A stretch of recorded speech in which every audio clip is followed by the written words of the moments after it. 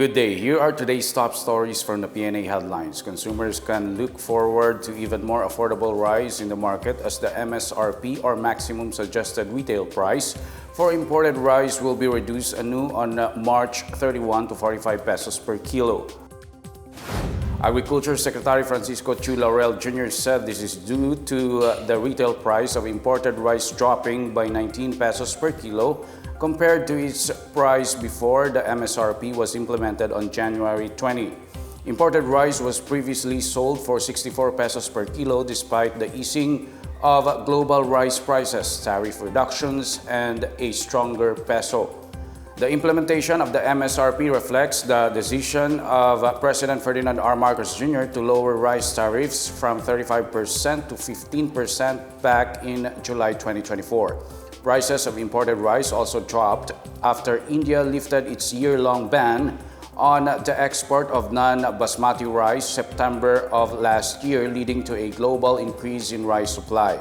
Before the MSRP reduction to 49 pesos per kilo on March 1, the price of rice with 5% broken grains from Vietnam had already decreased to $490 per metric tons or $200 cheaper than in December. Senator Sherwin Gatchalian supports the National Bureau of Investigation in its plan to tap the Interpol in tracking down Filipino purveyors of fake news from abroad. In a statement, Gatchalian said fake news peddlers should be brought back to the Philippines so they could face the full force of the law. He stressed that disinformation can destroy reputation, sway public perception, and endanger national security. Gatchalian warned those that spread misinformation online to reconsider evading responsibility, adding that the authorities are sure to go after them. NBI Director Jaime Santiago earlier confirmed that the agency is coordinating with Interpol to pursue fake news peddlers overseas. He acknowledged the legal complexities of going after such online creators, especially in other countries. He cited as an example the United States, where libel is treated as a civil case and not a criminal offense. Senate President Francis Escudero maintains that the 2025 General Appropriations Act is constitutional and the Senate can defend it from allegations of budget irregularities before the Supreme Court. During the Kapiyan sa Manila Bay briefing, Escudero said the SC is unlikely to interfere with Congress' power in budgeting. He said the High Court's goal is to ensure that the process was done properly. Escudero also pointed out that the Bicameral Conference Committee acted within its delegated authority. He maintained that the Finance and Appropriations Committees have the authority to finalize the budget. Meanwhile, Escudero expressed confidence that Solicitor General Menardo Guevara can justify the legality of the budget on behalf of the Senate. The oral arguments are scheduled on April 1. The Armed Forces of the Philippines reiterated its loyalty to its duty to defend the Constitution, protect the people, and uphold democracy. In a statement, the AFP affirmed that under the 1987 Constitution, the Armed Forces is non-partisan and is expected to avoid engaging in political activities. It stressed that the AFP's role is to defend the country and uphold stability. The AFP also said concerns about governance should be resolved through lawful and democratic means, as the strength in democracy lies in respecting institutions, following due process, ensuring justice through legal channels, and electing officials.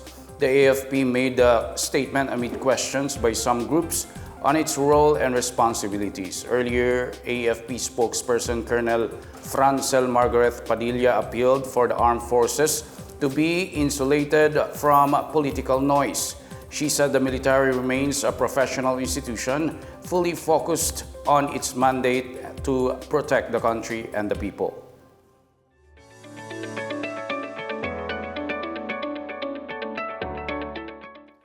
In our business news, the Department of Agriculture plans to build mega food hubs in 2026 in line with efforts to provide Filipinos with affordable and high-quality goods. According to DA Assistant Secretary Arnel de Mesa, the project was initially approved by President Ferdinand R. Marcos Jr. The mesa stressed that the project was inspired by Thailand food hubs, which feature cold storage facilities and post-harvest infrastructure and serve as trading centers for farmers. The first hub will be located in Clark, Pampanga, while the second will be in Quezon Province. The estimated cost ranges between 3 billion to 7 billion pesos. Operations will be managed by the Food Terminal Incorporated. Meanwhile, low-cost carrier Cebu Pacific announced on Wednesday the purchase of new ground support equipment to enhance the operations in Manila and other major hubs.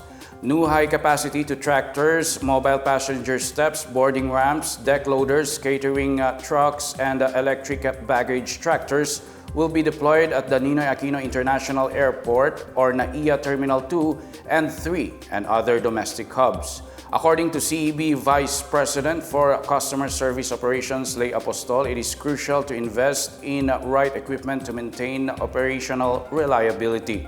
Apostol added that this will also reflect the airline's commitment to ensuring safe, reliable, and seamless travel experiences.